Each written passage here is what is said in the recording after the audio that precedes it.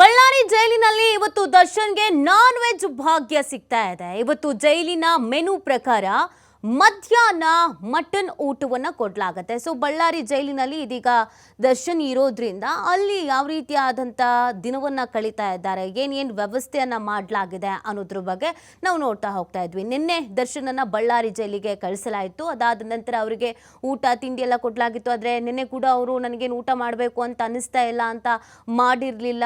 ಬೆಳಗ್ಗೆ ತಿಂಡಿನೂ ತಿಂದಿರಲಿಲ್ಲ. ಸಂಜೆ ಮಾತ್ರ ಒಂದು ಕಾಫಿಯನ್ನು ಕುಡಿದಿದ್ರು.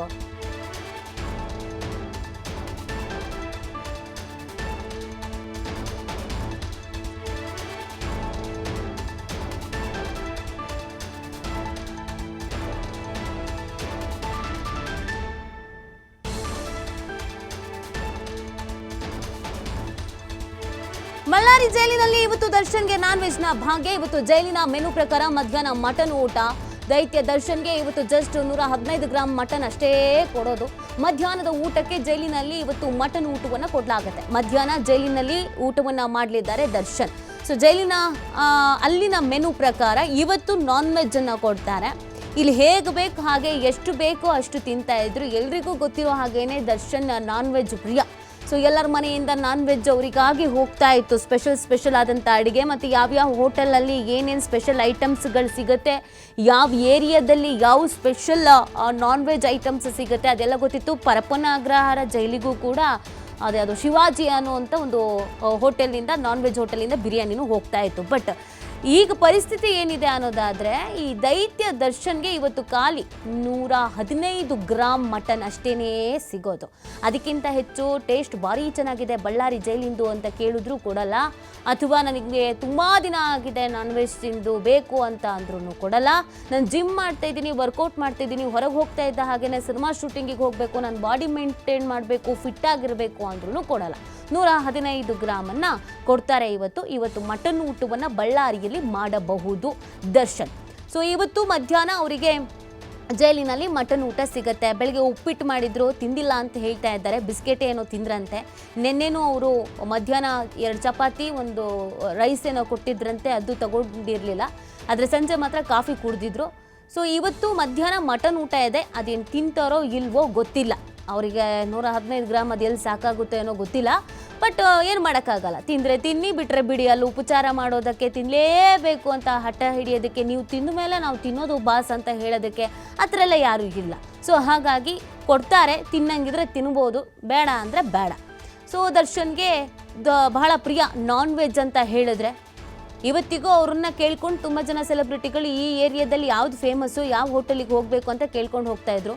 ಸ್ವತಃ ಇವರೇ ಬಿರಿಯಾನಿ ಕೂಡ ಮಾಡ್ತಿದ್ರು, ಮಟನ್ ಚಾಪ್ಸ್ ಮಟನ್ ಕೂಡ ಮಾಡ್ತಾಯಿದ್ರು. ಇವರ ಫಾರ್ಮ್ ಹೌಸ್ನಲ್ಲಿ ಇವರೇ ಅಡುಗೆ ಮಾಡ್ತಾಯಿದ್ರು. ಮಟನ್ ಎಲ್ಲ ಭಾರಿ ಚೆನ್ನಾಗಿ ಮಾಡ್ತಾರೆ ಅಂತ ಇವರ ಸ್ನೇಹಿತರು ಒಂದಷ್ಟು ಇಂಟರ್ವ್ಯೂಗಳಲ್ಲೂ ಕೂಡ ಹೇಳ್ಕೊಂಡಿದ್ರು.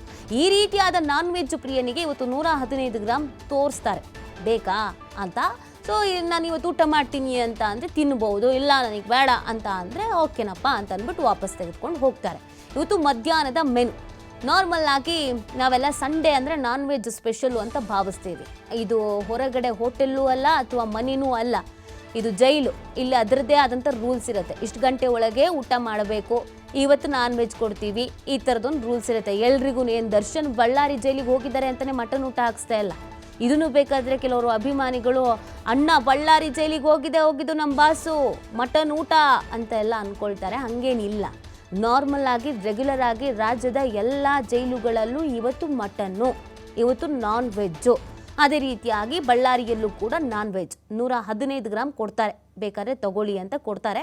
ತಿನ್ನೋ ಹಾಕಿದರೆ ತಿನ್ಬೋದು, ಇಲ್ಲ ನನಗೆ ಬೇಡ, ನನಗೇನು ಮಧ್ಯಾಹ್ನ ಊಟ ಮಾಡಬೇಕು ಅನಿಸ್ತಿಲ್ಲ, ನಾನು ಮಾಡಲ್ಲ, ಸಂಜೆ ಬೇಕಾದರೆ ನೋಡ್ತೀನಿ ಅಂತಲೇ ಸಂಜೆಗೆ ಏನು ಮಿಕ್ಕಿರುತ್ತೋ ಏನು ಮಾಡಿರ್ತಾರೋ ಅದನ್ನು ಕೊಡ್ತಾರೆ. ದರ್ಶನ್ನ ಪರಿಸ್ಥಿತಿ ಎಲ್ಲಿಂದ ಎಲ್ಲಿಗೆ ಬಂತು ಅನ್ನೋದನ್ನು ನಾವು ಗಮನಿಸ್ತಾ ಇದ್ದೀವಿ. ಹೇಗಿದ್ದಂಥ ವ್ಯಕ್ತಿ ಹೇಗೆ ಆಗಿಬಿಟ್ರು ಅನ್ನೋದನ್ನು ಕೂಡ ನಾವು ನೋಡ್ತಾ ಇದ್ದೀವಿ. ಇದೇ ದರ್ಶನ್ ಅನೇಕ ಹಿಟ್ ಸಿನಿಮಾಗಳನ್ನು ಕೊಟ್ಟಾಗ ಅನೇಕ ಕಡೆಯಲ್ಲಿ ಹೋಗಿ ಇವರು ಊಟ ಹಾಕ್ಸಿದ್ರು. ಜೊತೆಗೆ ಯಾವಾಗಲೂ ಬರ್ತ್ಡೇನ ತುಂಬ ಗ್ರ್ಯಾಂಡಾಗಿ ಮಾಡ್ಕೊಳ್ತಾ ಇದ್ರು. ರೆಗ್ಯುಲರ್ ಆಗಿ ಇವರ ಲೈಫ್ ಸ್ಟೈಲೇ ಒಂದು ಬಿಂದಾಸ್ ಆದಂಥ ಲೈಫ್ ಸ್ಟೈಲ್ ಆಗಿತ್ತು. ಫುಡ್ ವಿಚಾರದಲ್ಲಂತೂ ಸಿಕ್ಕಾಪಟ್ಟೆ ಬಿಂದಾಸ್ ಆಗಿರ್ತಿದ್ರು. ಎಸ್, ಈಗ ನೀವು ದೃಶ್ಯದಲ್ಲಿ ಗಮನಿಸ್ತಾ ಇದ್ದೀರಲ್ವಾ, ಇದು ಮಟನನ್ನು ಕಟ್ ಮಾಡೋದಕ್ಕೆ ಅಂತ ಜೈಲಿಗೆ ತೆಗೆದುಕೊಂಡು ಹೋಗ್ತಾ ಇರೋದು. ರೆಗ್ಯುಲರ್ ಆಗಿ ಇವರಲ್ಲಿ ಹೋಗಿ ಮಟನ್ ಎಲ್ಲ ಕಟ್ ಮಾಡಿಕೊಟ್ಟು ಬರ್ತಾರಂತೆ. ಸೊ ಬಳ್ಳಾರಿ ಜೈಲ್ ಹತ್ರ ಬಂದು ನಿಂತಿದ್ದಾರೆ. ಒಳಗೆ ಹೋಗಬೇಕು, ಪರ್ಮಿಷನ್ ಸಿಗ್ತಾ ಇದ್ದ ಹಾಗೇನೆ ಒಳಗೆ ಹೋಗ್ತಾರೆ. ಅವರೇ ಬಂದು ಕಟ್ ಮಾಡೋದು. ಈ ಸರ್ ಜಾಸ್ತಿ ಹೇಳಾರ ಚೆಕ್ ಮಾಡಿದೆ.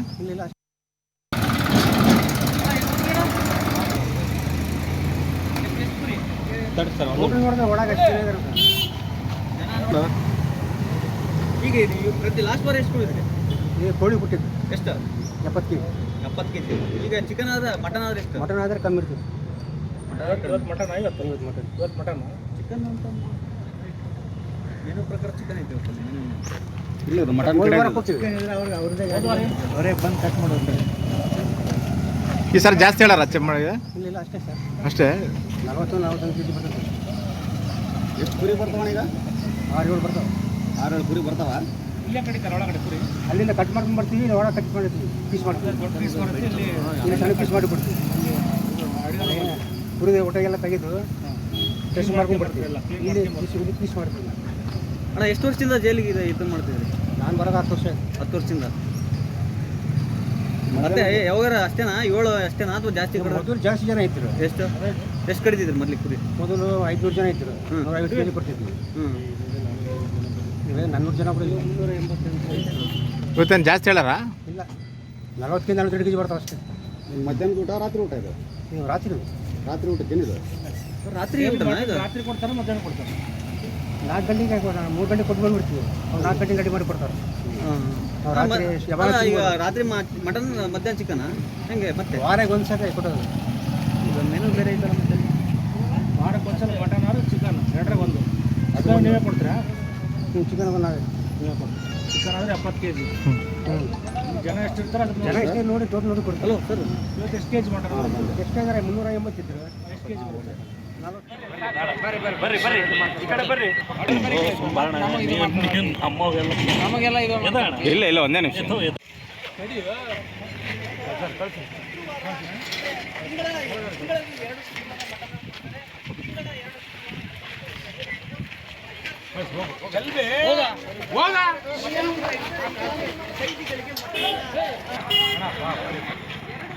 ಬರ್ರಿ